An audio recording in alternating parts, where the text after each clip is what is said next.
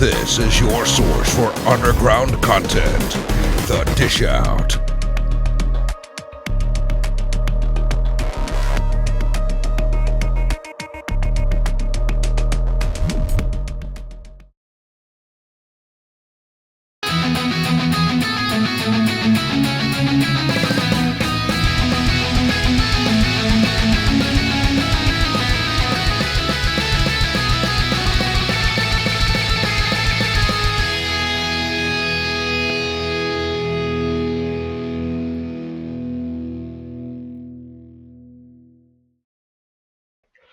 Hey everybody, welcome to the Dish Out. I'm Soma, as you know, and today, we have my co-host Tom Donovan right here. Say hi, Tom. And today we have special guest Lucas with us today, also known as TwinFools on, in his TwinFools. Yes, thank you. Sorry about that. Tell us a little about yourself before we get into the questions. All right. I'm a cosplayer. I'm 24. I'm an aspiring social worker in university right now. I dress up as a cartoon character in my free time, and I also run every day because that's another important. And that's my life. It's not really actually that interesting, but to be fair, I run as well. I'm actually running a half marathon, my first one next year, so I'm looking forward to that.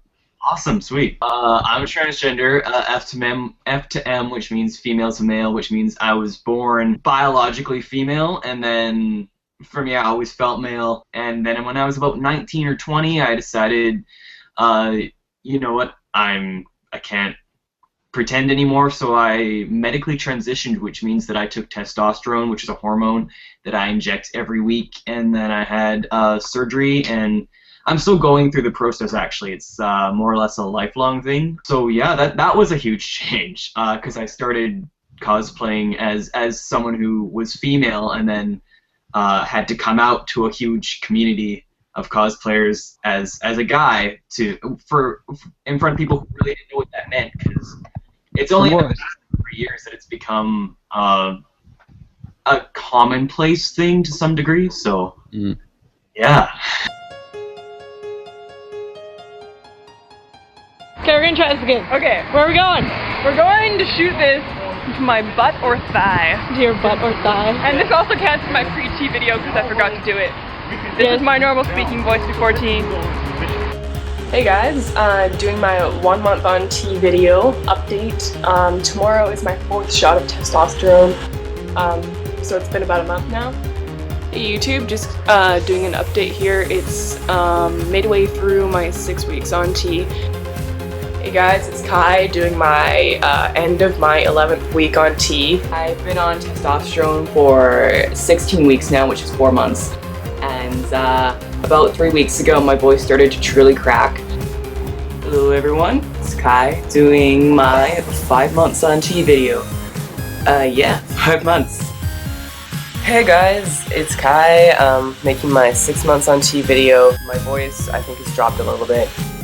Things are going really well. I can no longer really use my credit card anywhere. I've used my credit card, which of course has my birth name on it, and I've been questioned and pressed for ID, and I've given them my ID, and they're just like, this isn't you, it looks like it could be your sister, but it's not you, and so I've had to give them more ID. Hey everybody, it's Kai. I'm doing my 7 months on T video. I've been working out for the past 2 weeks. I've got like a massive change in my upper body. Just like the size of my arms has like doubled. Aside from that, I can't use my ID at all anymore. I get questioned every time I use it. So 8 months on testosterone. I've had a hard time making this video or thinking about it because not a whole lot of it. Still waiting on chest surgery. I'm on a waiting list. Hey everyone, so this is going to be a video on coming out, and so this is like family, friends, co-workers, school professors, and I came out to them all in different ways. Other changes, like I feel like, my upper body continues to change pretty dramatically actually, like my shoulders. And I'll show you my hips. They've definitely been getting smaller. This is is actually my 11 months on testosterone, and somewhere along the way I lost track. And yeah, so I got my chest surgery, which is really, really, really awesome, and it's healing really well. And I can finally take off my shirts, which is great. But yeah, things are healing really well. I'm about 7 weeks post-revision and about 2 years on T. I thought I would do an update video on just what's going on in my life, mostly my upcoming surgery, which is a hysterectomy on February 19th. Hey, this is me now. I'm making paper. Look at me now. I don't remember doing, like, it's been so long since I've actually done an update video, just because after a while things stopped changing so quickly, so I don't remember how I started those videos, now that I think about it. I just remember I said, like, hey, and then I'd pause, and then I'd usually keep talking. I think. I could be remembering it wrong. It was one of the most interesting things about you is because you did cosplay as female characters before, and one of the biggest questions I wanted to know is that it's quite good because some of your cosplay characters, I would say, like Sora from Kingdom Hearts, which is actually my personal favorite of yours, because I think you pull it off flawlessly, is he's quite an androgynous character, really. So that sort of character does well. But you were featured in Kotaku just the other week as your Aang cosplay, which again was phenomenal. And just recently, I didn't know this, but you were actually a guest of honor at FrostCon, which is it a Canadian anime convention? Yeah, actually, we've guested at quite a few conventions. FrostCon is coming up in December, where we were invited as guests of honor. So that's really cool to have cosplayers as the guest of honor. We were also in England in September. Guests at a con there, and yeah, we've been all over the world. Actually, do you have any conventions coming up out here in the States? Actually, this next week we're going to one in Washington, AkiCon, which is pretty close. I'm in Vancouver, so that's like 4 hours away. It's not really too far away. But none really coming up in the States that I know of yet. How did you start cosplaying? What age did you start, and why did you want to do it? Why did you think it was the hobby that would eventually make you a celebrity?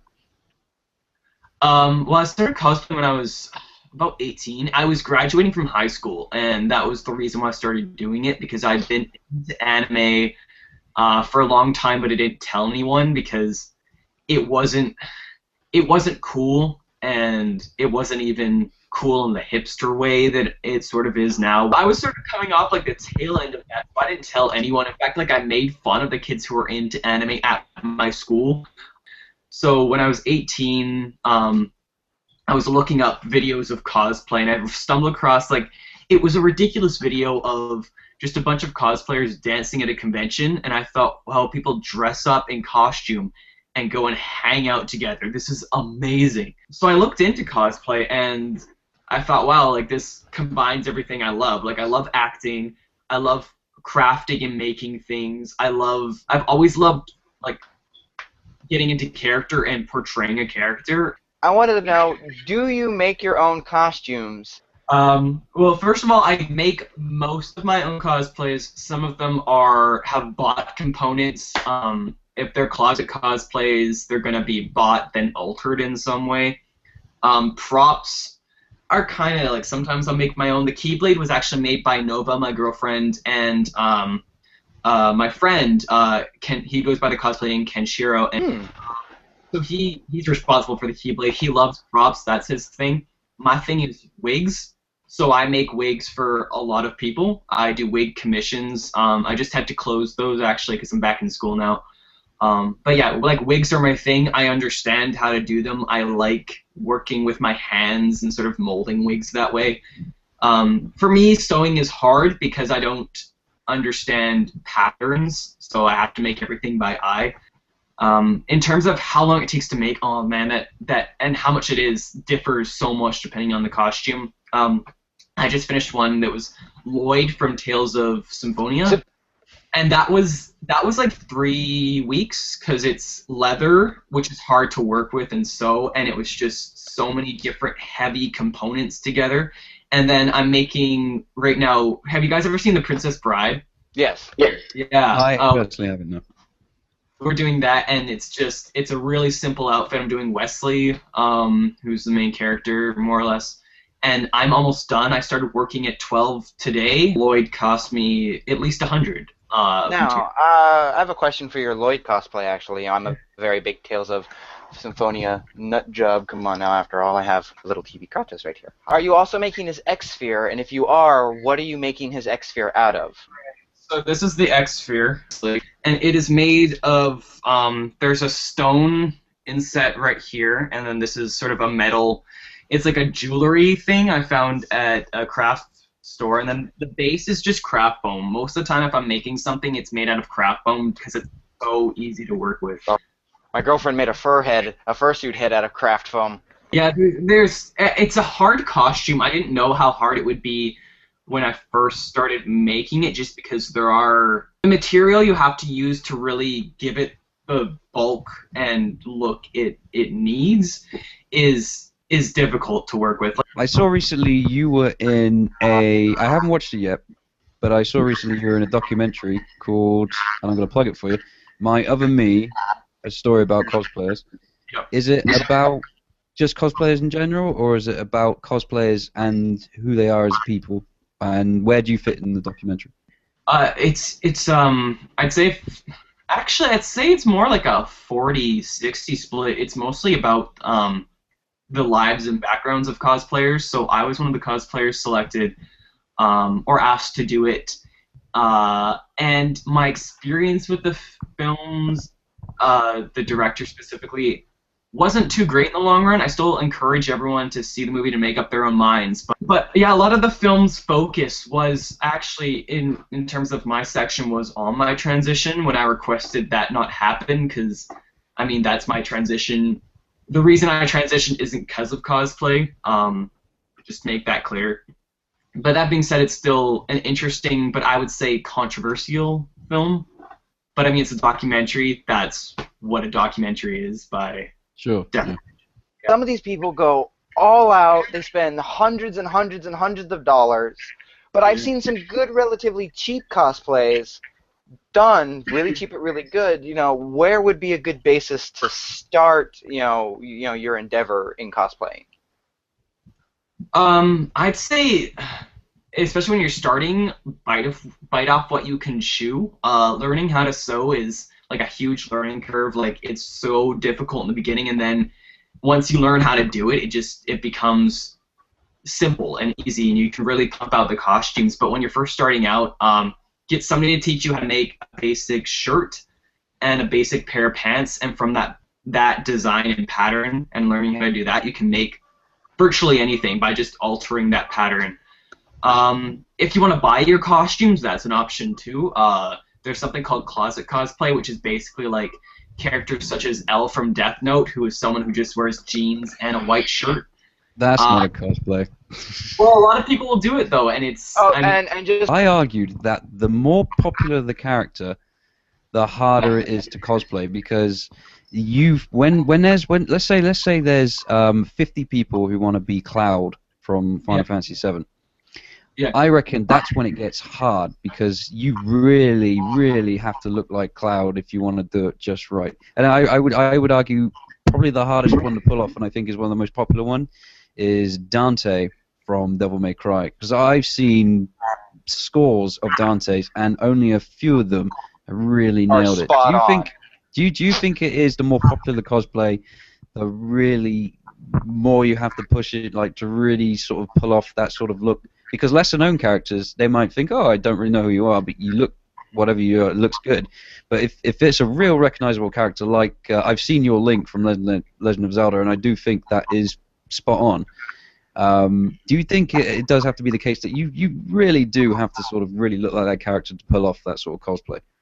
Well, yeah, I mean, it's like a simple matter of like recognizability, right? Like you see like, I'm gonna use Naruto as an example because it was huge when I first started cosplaying, and like if you have 70 Narutos at a convention, then you're gonna compare each of them, whether you know you're doing it or not, to the other one. So then it becomes a competition of, to really stand out as Naruto, you have to be a really good Naruto. But meanwhile, if you're cosplaying someone like who's a really lesser known character. Like, I like a series, a game series called Okage, which nobody That cosplays. was a good one. But yeah, it's an excellent game, but nobody cosplays it. And I saw an Ari, who's the main character, from the game, and you know I mean, it wasn't the best cosplay in the world, although who am I to judge? But I saw it and I just freaked out because it was the most amazing thing, the most amazing Ari I'd seen, because I hadn't seen another Ari, so it just meant that much more to actually seen it personified. But then if you see that character personified a million times more, then it becomes a little bit more difficult to stand out in the crowd. Completely putting you on the spot now. Yeah. If you had to choose a cosplay for me and a cosplay for Soma, who do you think we could pull off the best? And I'm not just really talking about anime and video games. I mean all media. For some reason, for you, I'm thinking Booker from BioShock. And then I think Soma should do Link.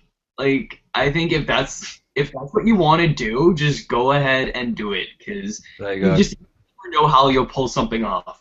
There you go. So True, you and just but- got and you here's just the got thing told with by my the Link most cosplay. famous cosplayer on the planet to do Link, and if he says do Link, you do Link.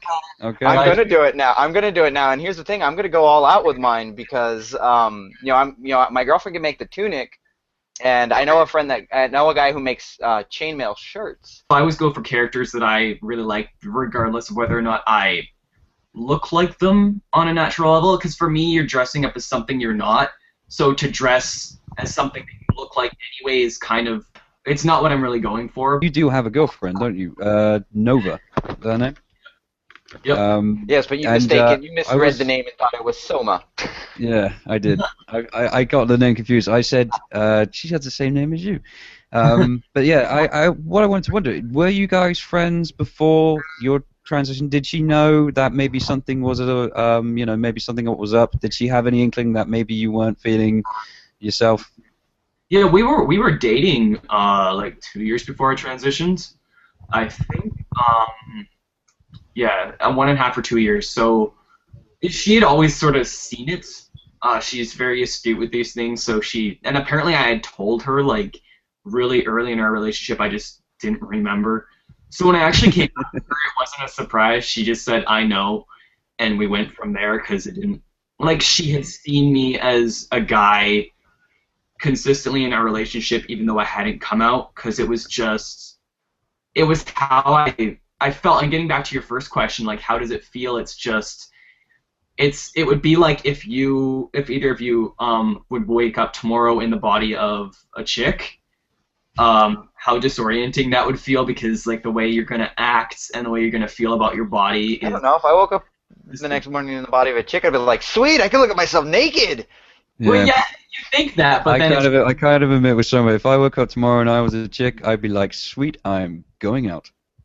yeah, it's like also like how people like think about you as well, and I don't know. It's like it'd be fine for a day, I'm sure, but if you're living like your entire life that way, because it was basically like living each day in a very well thought out way, because I'd have to think, well, what do girls do? How do I act like a girl? How do I fit in? When I was a kid, like, it's my earliest memory, so like 3 or 4, like, I thought I was a little boy. I was able to cut my hair short, which was great. My parents allowed that, and I just thought I was a guy. And then when I remember being approached by a little girl in an elementary school who came up to me and said, "Are you going to get a sex change?" And I didn't know what that meant.